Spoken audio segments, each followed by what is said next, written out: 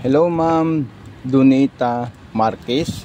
Ma'am, ito po ma'am yung pa-previous nating transformer po ma'am dito sa ating sewing machine. Kasi ito pong makina natin is 110 volts. Okay?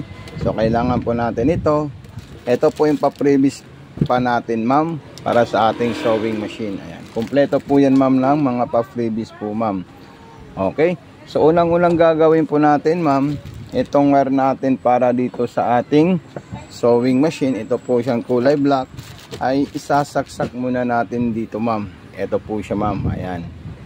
Then itong wire natin para sa ating transformer, isasaksak natin sa regular outlet natin ma'am Donita. Ayan. Okay, so ito namang isa, kasi mayroon po itong saksakan para sa sewing machine at saka wire nya, so dito po yan ma'am. Ayan. So ayan po siya ma'am, magkakaroon po siya ng power on and off. Dito po yung speed control natin, atras, abante. Then dito naman po yung distance. At ito naman po yung selector ng mga design natin ma'am. So tayo po ma'am ay maglalagay ng bobbing sa ilalim. Tatanggalin natin ito, lagayan ng mga gamit natin ma'am. At ito naman po yung bobbing natin ma'am. Ordinary lang po siya ma'am. Pwede po siya sa mga pang singer na sewing machine. Ayan. Ilalagay ko lang po dito ma'am at siya po ay tutunog. Ayan, tumunog po siya ma'am. Then tayo po ay maglalagay ng sinulid. Pwede rin po dito ma'am. Ayan, pwede rin po dito. Patayo natin yung ating nipper. Ito po siya ma'am, oh. May kasama na po siyang stick na transparent na fiber plastic. Ito po siya ma'am. At ito ilalagay natin dito. Kung gusto nating nakatayo yung sinulid natin ma'am, then ayan po siya ma'am. Then ito isasabit natin dito ma'am. Ayan. Ayan po siya ma'am, dire-diretso lang po dito. At kailangan po ma'am, maipit po dito. So ayan, yung sinulid natin, alanganin para maipit po dyan ma'am. Gagani, isosuksok natin ma'am. Then pataas na po siya ma'am. Ayan. Okay, so isunod natin, dyan po siya ma'am. Ayan, so ang ganda po niya ma'am. Ayan. Ayan, ilalagay natin dyan. Tapos didiretso natin dito yan ma'am. Okay, dito. Ayan. Then butas na po ng karayom. Sumunod natin dyan ma'am, yung karayom natin straight papunta po sa likod. Okay po ma'am. So ayan po siya ma'am, ipapasok ko na po siya ma'am sa butas ng karayom. Ayan. Okay, diretso straight line po siya ma'am. Ayan. Ayan, okay. Tapos kukunin natin siya sa likod po ma'am.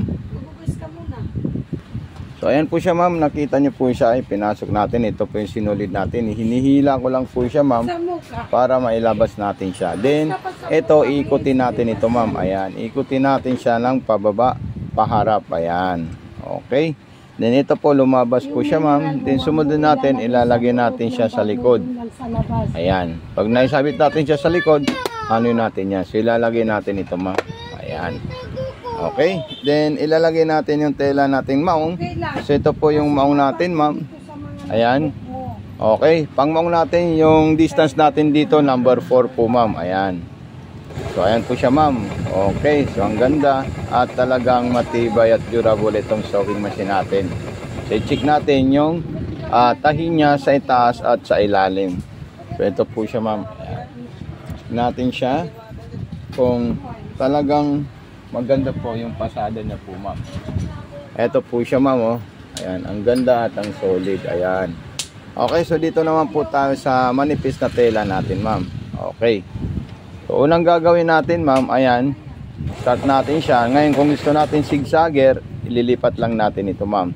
At kung siya po ay malalayo, tapos i-distance natin ito dito ma'am. Ayan, so napaka ano talaga siya, napaka solid at napakaganda. Ayan, oh, ang ganda talaga nito ma'am. At yung ibang design niya po at saka stitches niya, pwede niyo po subukan yung letter E at letter F. Pang-garterize para po sa mga stretchable na tela natin, Ma'am Donita Marquez. Ayan, ang solid talaga, napakaganda talaga yan ma'am. Okay. Okay, so ayan po siya ma'am, oh. Okay, so congrats natin si Ma'am Donita Marquez sa pag-abil niya ng sewing machine natin. So ayan po siya ma'am. Okay, so tatanggalin natin yan. Siya ay bigyan natin na masibagong cheers. Ayan. Congratulations po ma'am Doneta Marquez. So ilalagay ko na po ito ma'am. Ayan. So dito naman po siya ma'am ilalagay. Okay, so kompleto na po yan ma'am. At basahin nyo lang po ito ma'am para dito nyo po kami makontak po ma'am.